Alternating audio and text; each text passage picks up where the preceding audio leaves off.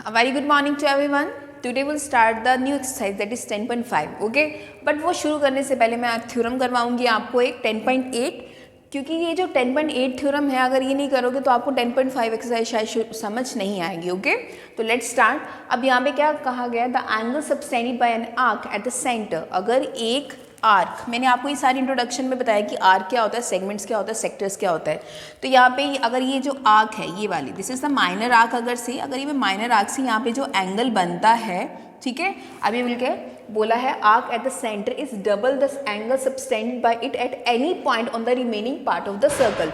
तो यहाँ से एक एंगल जो बनता है, ये जो रिमेनिंग पार्ट ये, और यहाँ पे अगर एक पॉइंट लेते हैं तो ये जो इसका यहाँ पे जो एंगल बनेगा वो उसके क्या होगा, डबल होगा. ठीक है, तो शुरू करते हैं. टू प्रूव में हमें करना क्या है, यहाँ पे हमें ये बताना है कि angle P O Q is equals to angle P A Q. हमें इसका क्या है, ट्वाइस है. ओके, चलिए वो करने के लिए मैं को थोड़ी कंस्ट्रक्ट यहाँ पे मैं क्या कर देती हूँ, इसको ज्वाइन कर देती हूँ. ठीक है, इनको आपस में ज्वाइन करती हूँ और एक्सटेंड कर देती हूँ लाइन. और यहाँ पे नंबरिंग कर लेती हूँ. सपोज दैट मैंने यहाँ 1 ले लिया, यहाँ पे 2 ले लिया, यहाँ पे 3 हो गया, यहाँ पे 4 ले लिया और यहाँ पे 5 ले लिया. ठीक है, आप नंबरिंग अपने हिसाब से कर सकते हो, इसमें कोई प्रॉब्लम नहीं है. और अब आपको एक चीज़ पता है, अगर एक ट्राइंगल है और अगर उसकी लाइन को एक्सटेंड करती हूँ, यहाँ जो एंगल बनता है वो एक्सटीरियर एंगल होता है. एक्सटीरियर एंगल किसके इक्वल होता है, उनके जो अपोजिट एंगल्स हैं उनके सम के इक्वल होता है. बस मुझे वही करना है इसमें. अब मैं यहाँ पे प्रूफ करती हूँ. अब यहाँ पे ये जो ट्राइंगल लेते हैं हम, ये वाला triangle, in triangle A O Q, तो मैं लिखती हूँ यहाँ पे इन ट्राइंगल ए ओ क्यू. ठीक है, अब ए ओ क्यू में जो एंगल 2 है ये एक्सटीरियर से, ये बाहर की साइड पे ये एंगल है ना, इसको भूल जाइए, इसकी बात करो. तो एंगल 2 है एक्सटीरियर एंगल, तो एंगल 2 इज इक्वल्स टू किसके इक्वल होगा, एंगल 3 प्लस एंगल 4. ठीक है, इसको इक्वेशन नंबर 1 दे दो.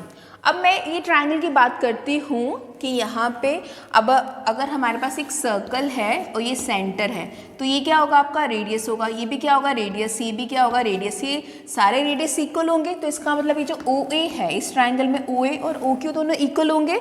तो मैं लिख सकती हूँ यहाँ पे O A is equals to O Q. ठीक है, और आपको पता है कि अगर ये दो साइड्स इक्वल हैं तो इनके जो अपोजिट एंगल्स भी क्या होंगे, इक्वल होंगे. तो यहाँ पे लिख दो angle 4 is equals to angle 3.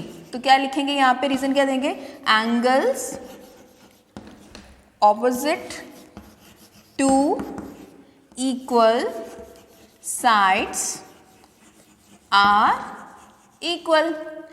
करवाती हूँ ना मैं, कितनी बार करवाया मैंने आपको कि तो अगर आइसोसेलेस ट्राइंगल है, बिकॉज आइसोसेलेस ट्राइंगल क्या होता है, जिसकी दो साइड्स इक्वल होती हैं, अपोजिट साइड्स, तो उनके अपोजिट एंगल भी इक्वल होते हैं. तो इसका मतलब इनके जो अपोजिट साइड्स इक्वल है तो अपोजिट एंगल्स भी तो इक्वल होंगे.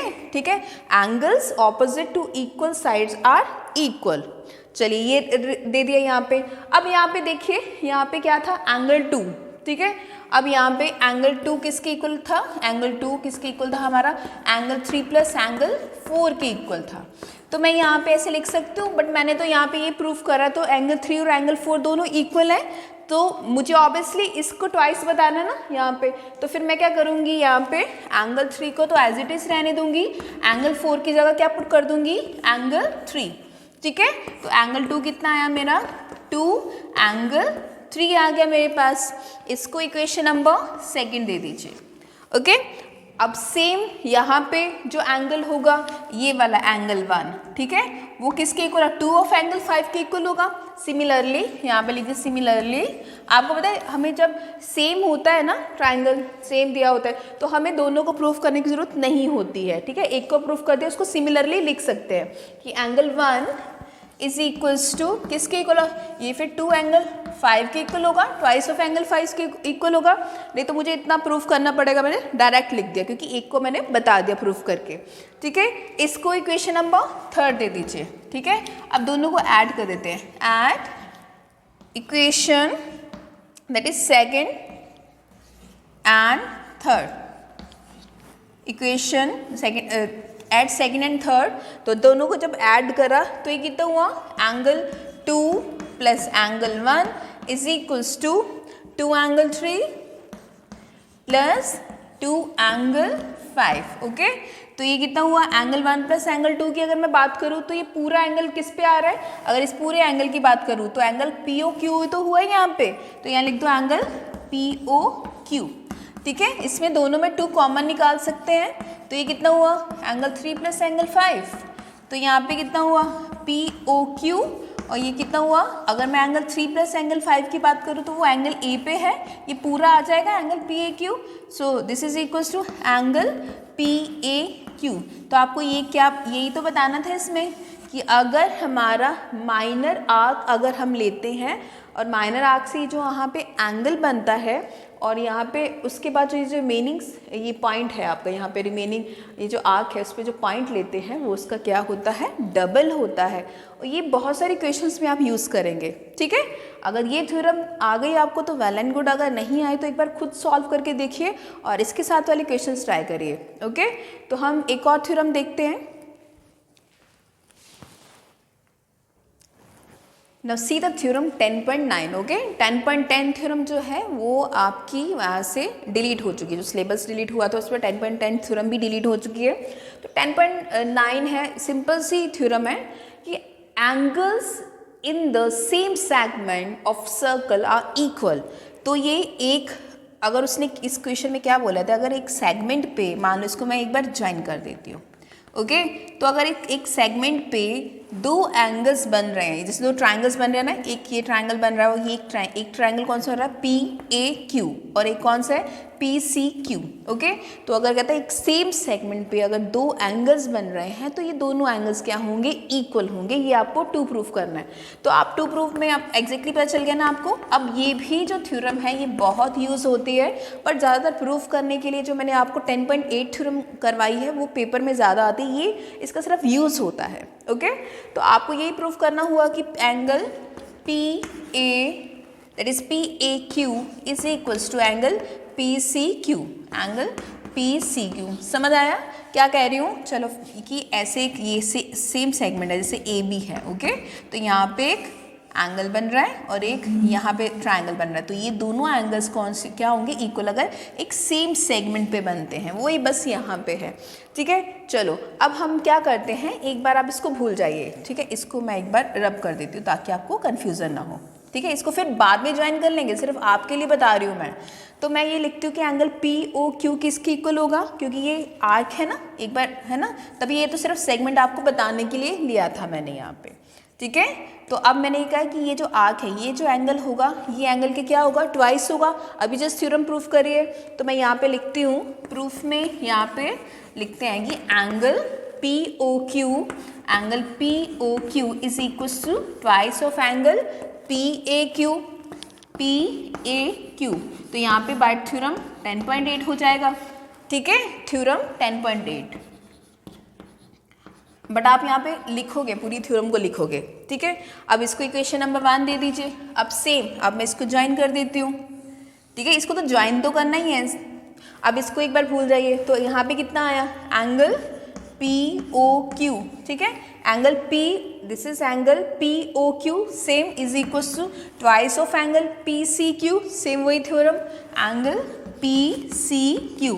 और यहाँ पे भी क्या लगा, थ्योरम लगी कौन सी आपकी, दैट इज 10.8, कि angle subtended at the centre is twice the remaining angle. ठीक है, अब यहाँ पे क्या हुआ, इसको आपका कितना आया POQ, यहाँ पे ट्वाइस लिखेंगे, इसको इक्वेशन नंबर 2 दे दीजिए। आपके यहाँ गए दिखते हैं कि POQ इसके भी इक्वल है और POQ इसको भी इक्वल है, तो इसका मतलब ये दोनों आपस में इक्वल हो गए फ्रॉम 1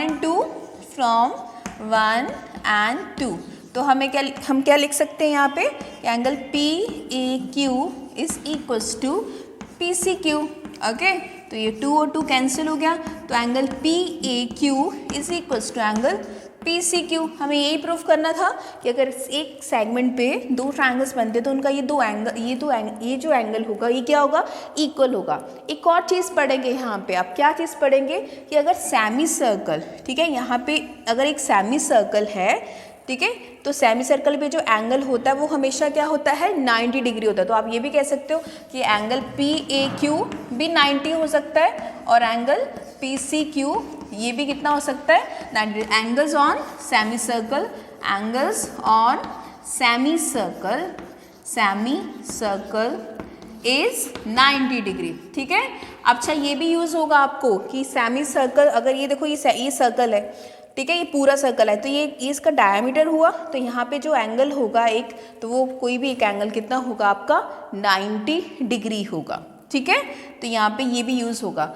चलिए अब हम क्या पढ़ेंगे कि साइक्लिक क्वाड्रिलेटरल कौन सा होता है। ठीक है, क्वाड्रिलेटरल का सबको ही पता है कि जिसकी 4 साइड 4 एंगल होते हैं। साइक्लिक क्वाड्रिलेटर कि अगर एक सर्कल के अंदर एक क्वाड्रिलेटरल ड्रॉ करते हैं हम, ठीक है, तो ये सर्कल जो उसके चारों कॉर्नर्स को टच करे, this is PO, that is PQRS है, तो इसको क्या बोलेंगे, सर्कल के अंदर है जो उसके इसको कॉर्नर्स को टच कर रहा है, उसको क्या बोलेंगे, साइक्लिक क्वाड्रिलेटरल बोलेंगे। ठीक है, और एक और बात है, जो साइक्लिक क्वाड्रिलेटरल होता है उनकी जो ऑपोजिट एंगल्स हैं उनका जो सम होता है वो कितना होता है, कि मतलब angle P plus angle R, इनका जो सम होगा वो कितना होगा 180 डिग्री। वैसे ही जैसे angle Q plus angle S, ये भी कितना होगा 180 डिग्री होगा।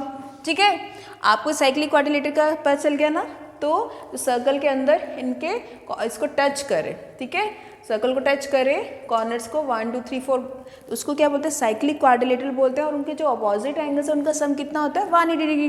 और इसका कन्वर्ट्स क्या हुआ, कुछ इस टाइप के क्वेश्चन आएंगे, अगर आपने ये बता देते हो कि अपोजिट एंगल्स का जो सम है वो कितना है 180 डिग्री है, तो उसको क्या कहेंगे, साइक्लिक क्वाड्रिलेटरल कहेंगे। ओके, तो आपने ये जो मैंने इंट्रोडक्शन बताई है, ये सारी इंट्रोडक्शन ही आपकी 10.5 एक्सरसाइज में आप यूज़ करेंगे। ओके, तो एक बार आप खुद स्टार्ट करिए, इंट्रोडक्शन के बेस्ड क्वेश्चंस हैं, अगर फिर भी कोई प्रॉब्लम नहीं है तो ऑब्वियसली क्वेश्चन से मैं करवाऊंगी। ठीक है, टिल देन थैंक यू।